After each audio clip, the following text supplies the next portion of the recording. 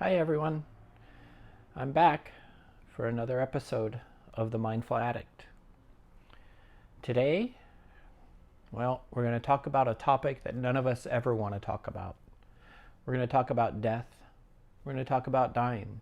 Because let's face it, right now on this planet, we're being forced to confront this issue.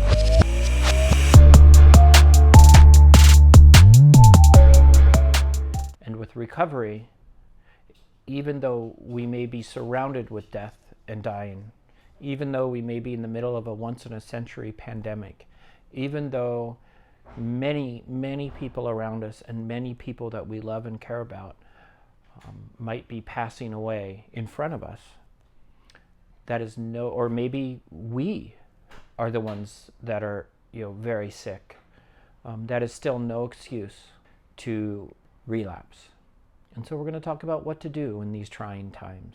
I also have been confronted with death and dying once again on a very personal level, as my grandfather, who was 99 years old, passed away last week. We're going to dedicate this to him and to all of the other people who have died over the last few weeks. My grandfather didn't die from the coronavirus, but everybody who's dying right now, or a lot of people who are dying right now, are dying from that. And so this video is dedicated to them as well.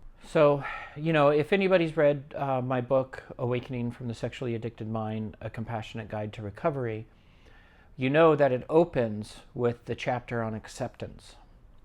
And the reality is that acceptance is at the core of what we have to do around death and dying. Mental health is the absolute commitment to reality, no matter what the cost. And the reality is that the moment that we're born, that's why it's so important to live in a connected manner to each moment, because each moment is a gift. And, in our addictions, we're in denial, we're separated, we're detached from our emotions, we're detached from our lives, from the important things. And so we have to, in recovery, align with reality. And the reality is that right now, as human beings, we are all mortal and we all die. And the people that we love pass. And that's just the hard truth. Now, what does that mean for us in our recovery process? Well, it means during these times that we have to focus more on our recovery patterns, but it also, is something that we have to accept. So, there's one fundamental reality in the universe, and that is that all things are transitory. Nothing is permanent, right? Every moment changes. No emotion is final. No feeling is final. And no life is immortal, right? We all live and we all die. Some of us sooner than others. We don't want that to happen, but it happens. And when somebody that we love passes, it does not give us an excuse to relapse.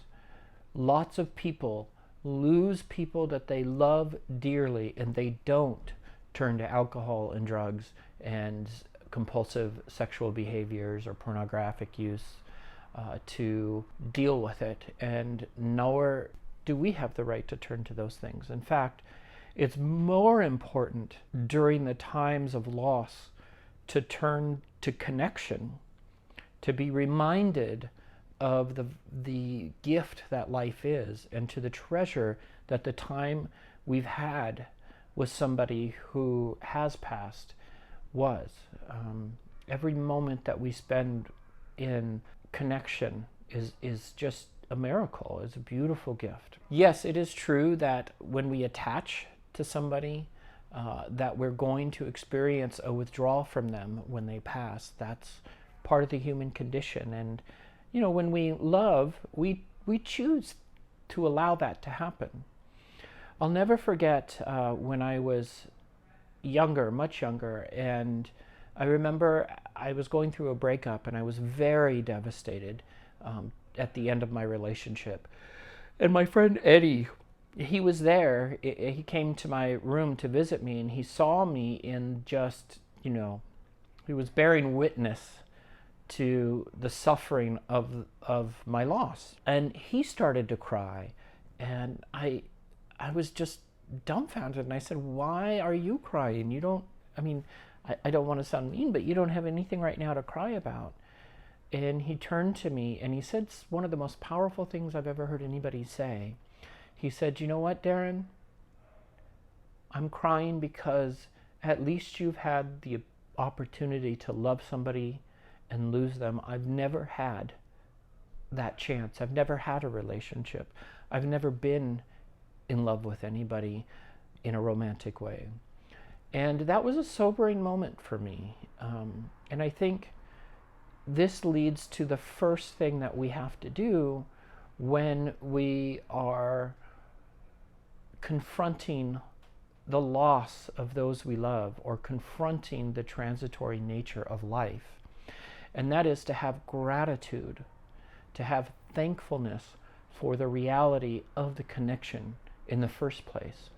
Now, does that mean that we don't allow ourselves to cry and feel the withdrawal? No, we do. We do that. We cry, we miss the person, we yearn and pine for the person. We reflect, we become nostalgic, and we remember the beautifulness that the person offered to our lives. I think that that's very important, and I can, over this last week, my aunts and my mom and people in my family, myself included, have spontaneously started crying due to my grandfather's passing. And it used to be in my family that we would not allow ourselves those tears. And now it's quite a beautiful thing to be able to hear my family members say, crying is okay, and for all of us to kind of sit there and cry. It's not fun. It's not the first thing anybody wants to do. However, it's the human thing to do.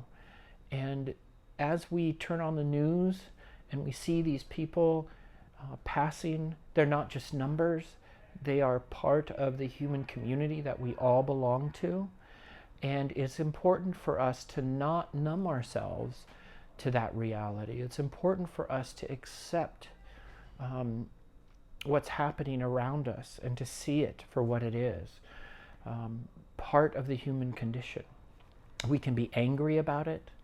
We can be regretful about it. We can be overwhelmed with fear about it. All of those things are okay. It's not what we feel, again, it's what we do with what we feel. As Pema Chodron would say, the pithiness of the emotion becomes too sharp or too edgy, then we have to reach out for help. However, when it's not overwhelming, we invite it in and we allow ourselves to cry. You will stop crying. The pain will stop, the pain will change. This is of vital importance, And by the way, physical pain is no different than emotional pain. So I have had clients who have injured themselves. One I'm thinking about in particular, they one time broke their arm, and they were very worried because they didn't want to take, any narcotics for the pain because they're obviously in recovery. And so, we did a meditation practice around it, really, which was to become curious around the pain, right? So as the throbbing in their arm continued, they would notice their breath and they would move closer to the pain. They would investigate it. They would meet the pain with the curiosity of a child's mind. And what happened for them is the same thing that happens for everybody who practices this enough, which is that the pain starts to dissolve when you move close enough to it. I know it sounds absolutely crazy, and to our mind, it is crazy. It makes no sense. However, this is the experience of not just myself, not just clients, but of, tens of thousands of people over thousands of years who have honed and practiced this process. When we don't attach to the feeling, whether it's physical or emotional, Yet when we see it for what it is, but which is a constellation of sensory processes being organized and coordinated by our mind, then it dissolves into these separate sensory perceptions that we can recognize and we can interpret differently.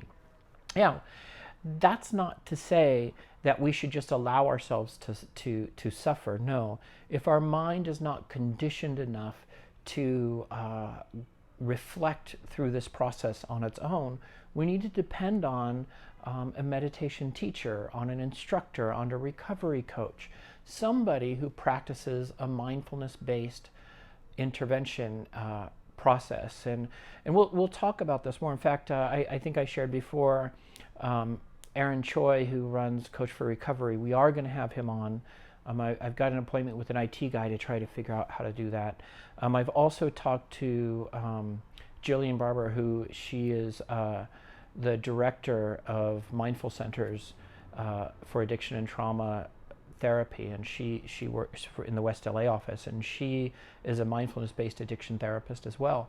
And so she's going to talk about the therapy aspect of mindfulness and talk about how we train our mind from a therapy perspective. So we'll have the coaching perspective and we'll have the therapy perspective. When we're going through times that are terrifying, that are scary, it's moving into the discomfort. It's moving towards the fear, the pain, the doubt, the uncertainty of everything that allows us to gain the greatest joy in this moment, you know. The truth is that without mortality, we would lack meaning in life. We would lack urgency. If it's like, well, I could, I've got all the time in the universe. I got the next billion years to do whatever I want. We wouldn't have any motivation to do anything. So it is these things that are the gifts of our mortality. This is not to make light of the loss, and it's ironic because when we talk about withdrawal from drugs, withdrawal from drugs is the very same neural mechanisms that are engaged when we lose a person that we love. It's the same process that happens. Think about it. When somebody who you care deeply for passes, you shake, you get sweats, you feel sick to your stomach, you'll want to sleep or you won't be able to sleep, right? All of these same symptoms. You'll have dreams of that person. I can remember after my father passed, my sister would talk about how she dreamt of my father being at the foot of his bed, at the foot of her bed. We do all the same things with drug addiction and sex addiction recovery, and porn addiction recovery, because it is the same neural processes in the brain.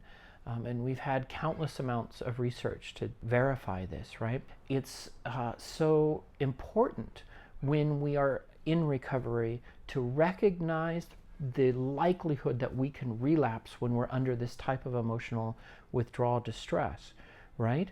Because when we're pining and yearning for a person that we've loved, or when we're turning on the news and we're seeing 1,000 people literally have died today, or 1,500 people have died today directly related to the coronavirus, when we're confronted from every aspect of our lives with this news, we can become very triggered. We can get a case of the F-its, the fuck-its, right? And just decide, oh, well, it's all going to hell in a handbasket anyway, so I might as well relapse. And none of that is true. All of that is delusion. Yes, we're in a trying time. We all have trying times in our lives. We all feel the pain of loss in our lives, but we all can get through it without relapse. The lesson today is to move closer to the discomfort. So we're going to do a meditation. And in that meditation, we're going to allow ourselves to invite in the feelings of pain, of doubt, of loss, of fear. Whatever it is, we're going to bring that feeling into our hearts, into our awareness, and we're going to meet it with compassion, with openness, all right? And this is a little bit more of an advanced meditation. So I want you to be very careful, right? And we'll take some time to move ourselves from being attached to the mind and more into awareness. So remember, awareness is seeing what the mind's doing, not identifying with it, but seeing it, almost like words on a movie screen. So we're going to go ahead and get in a comfortable posture.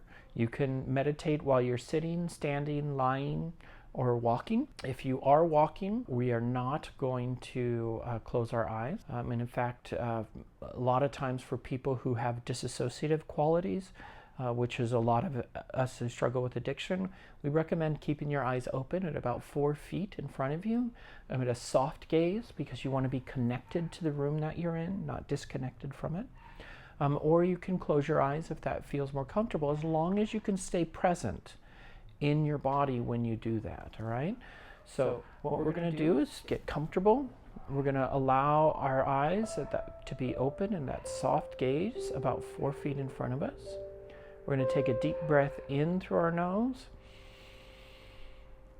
filling up the chest. And then we're going to breathe out through our mouth.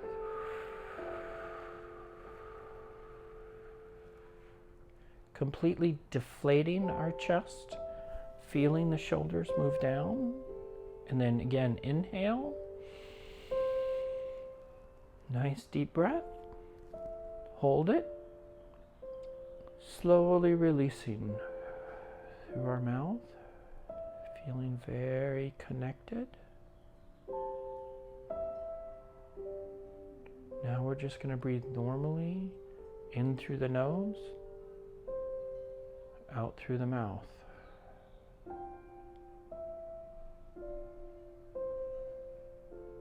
We're just going to notice the air coming in through the nose. And feel the air leaving the mouth.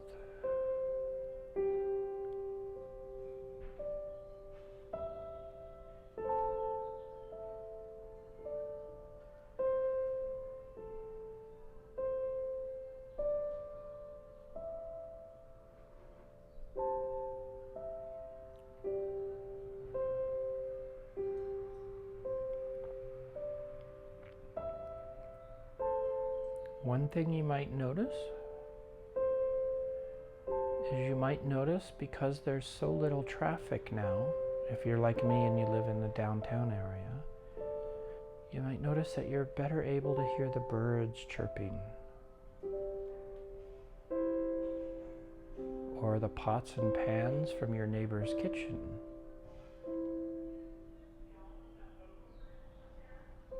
You just recognize that and come back to your breath, in through the nose, out through the mouth.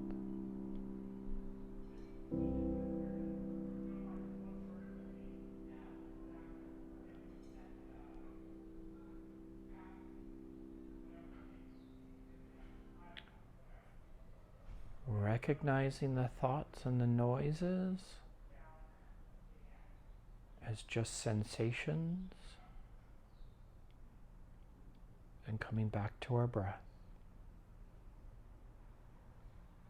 Remember, that's the good news when we recognize that we're thinking.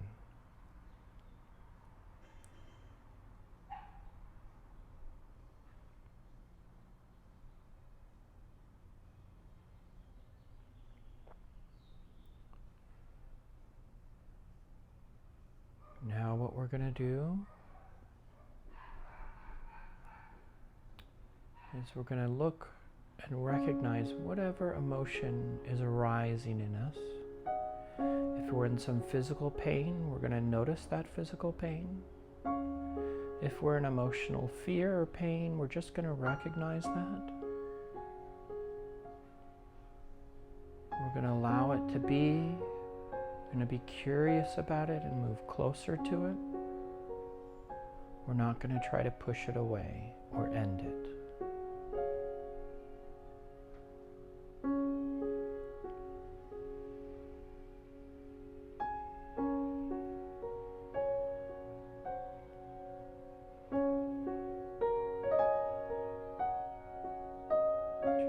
Just seeing it right there as sensations.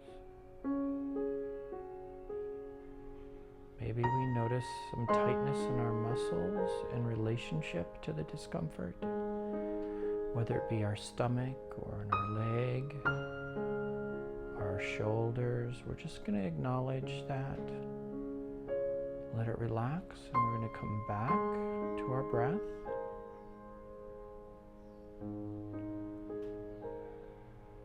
And then back to noticing whatever the discomfort is.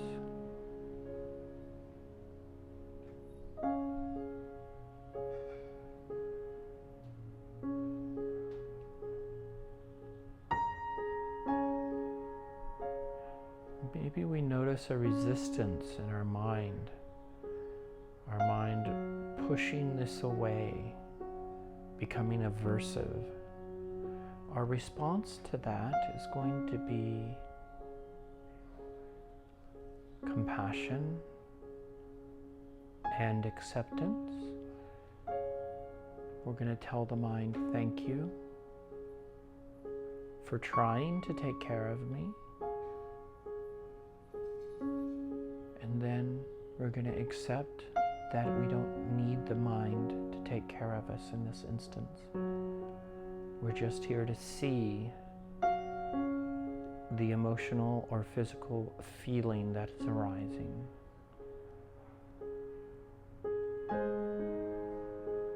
And then back to our breath.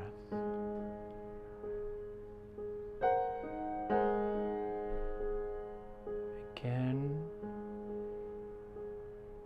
responding to any aversion, any resistance with a loving, accepting compassion. And then back to our breath.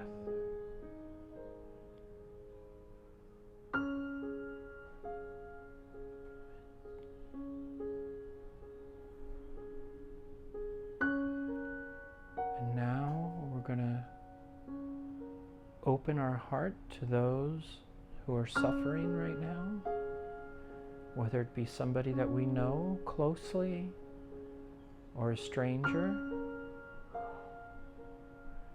We're going to open our heart to their discomfort. We're going to remember that we are not just our body. We are not the mind. The mind is just a sense organ. We are the observer of it. We are the energy behind the mind, if you will. Going to breathe in, breathe out, and just visualize a loving, compassionate light coming from your heart to whomever you are focusing on that's suffering. You're going to offer them, you're going to meet this moment with loving compassion.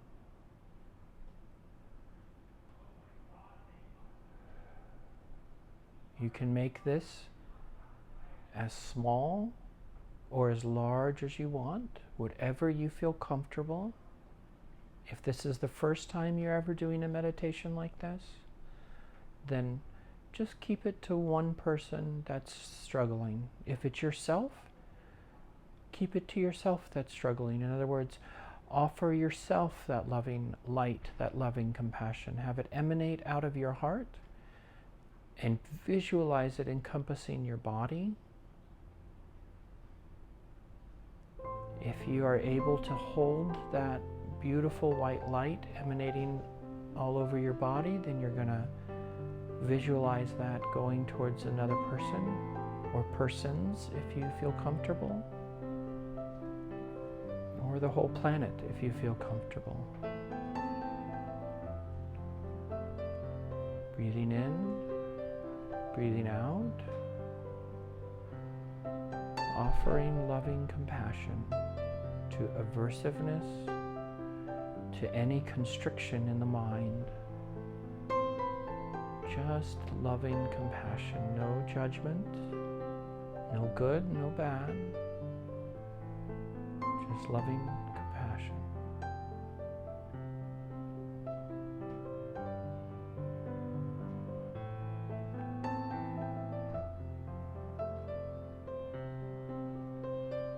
Okay, now we're going to start to come back to just noticing our breath with the breath in through the nose, feeling the coolness of the air, and then out through the mouth.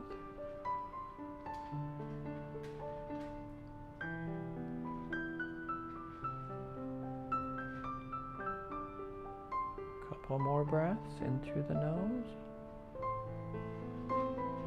out through the mouth.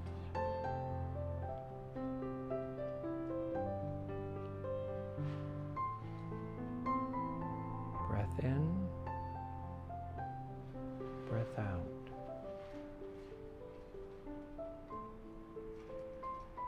Now we're going to take a deep breath in through the nose. Let it out through the mouth. And if we were meditating with our eyes closed, we're going to open them.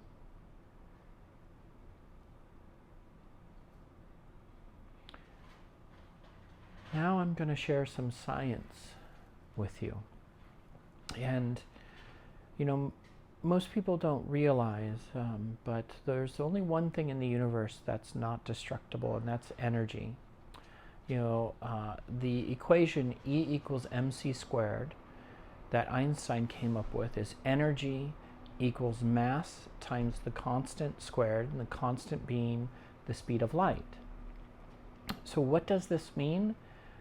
This means that energy is in and is what everything is. That everything in the universe is nothing other than different forms of energy. When people ask me, is there life after death? Because I'm a scientist, I have to say that in a closed system, according to the laws of thermodynamics, energy cannot be created or destroyed. It can only change form. We live in a universe that's a closed system, and therefore, if you ask me, is there life after death? The answer is there's some sort of something after death, because the energy that we are, that we no longer have when we pass, isn't destroyed. Now, does that mean that when we pass, we have an energetic soul that goes to a place called heaven or hell or purgatory or whatever? As a scientist, I can't answer that.